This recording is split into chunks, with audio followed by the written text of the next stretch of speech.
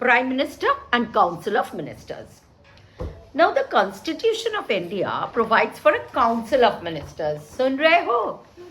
With the Prime Minister at the head to aid and advise the President. So in order to aid and advise the President, we have the Prime Minister and the Council of Ministers.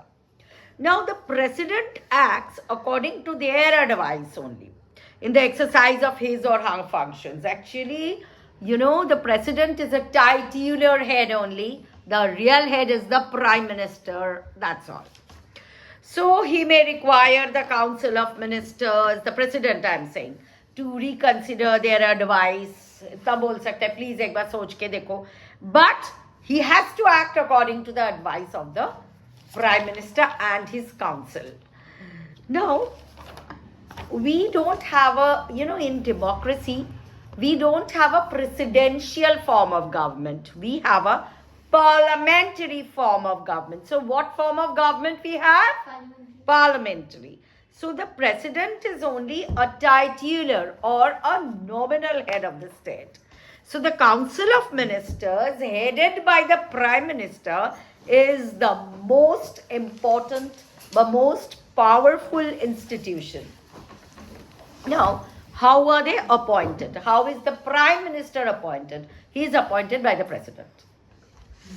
The President cannot act arbitrarily, लेकिन वो कुछ भी किसी को भी नहीं ले सकते हैं. So according to convention, the President invites the leader of the majority party or the group. So जो भी majority party है in the Lok Sabha में, उनका जो leader है, उन्हीं को Prime Minister बनाना पड़ेगा.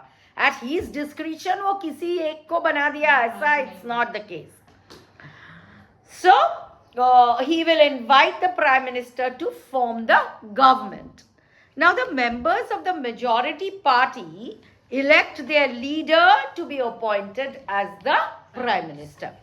Now the President then appoints him. First, the members of the majority party will appoint him as the Prime Minister. Then the President will appoint him as the Prime Minister. First, the majority party will decide. Now, अब क्या हुआ? मान लो no single party gets absolute majority in the parliament. Then what happens? The President may have some option. And then the President has some option in the appointment of the Prime Minister. Kya? But he has to appoint that person who can prove that he or she has the support of some smaller groups or parties in order to have the majority. Mane, he will have to get the majority party's support, then only he can be the Prime Minister, otherwise not.